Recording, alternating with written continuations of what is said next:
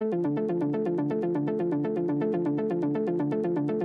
the thinking of joining Eddie then at this stage in your career? You know, obviously I've seen what Eddie's doing with my brother, and you know, me three brothers have all been with Matchroom for a long time now.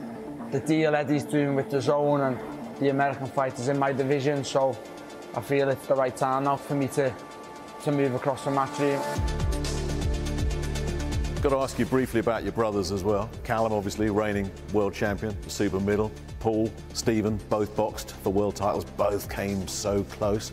You beat them all to it. You were the first one in the family to be the world champion. Did you get a lot? Do you let them know about that? No, not now, obviously, because Callum's world champion now, and obviously Ring Magazine champion, and he is the #1 super middleweight in the world. Obviously, I was world champion and still had Canelo in my division, so I was never ever #1. So he's got that.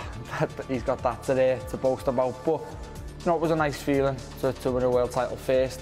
I was the first in Liverpool in 23 years, which is a crazy thought for the fighters we've produced. But that was good from my point of view. Obviously, I got all the accolades, I got all the publicity in that sense.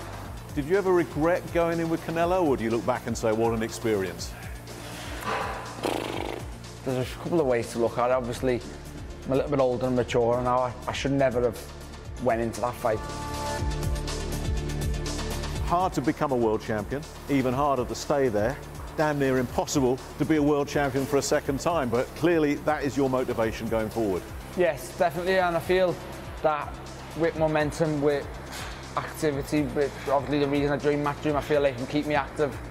I feel I'm good enough to become world champion again, definitely. I know Munguia is world champion now. I feel I've got the beating of him with a bit of momentum behind me.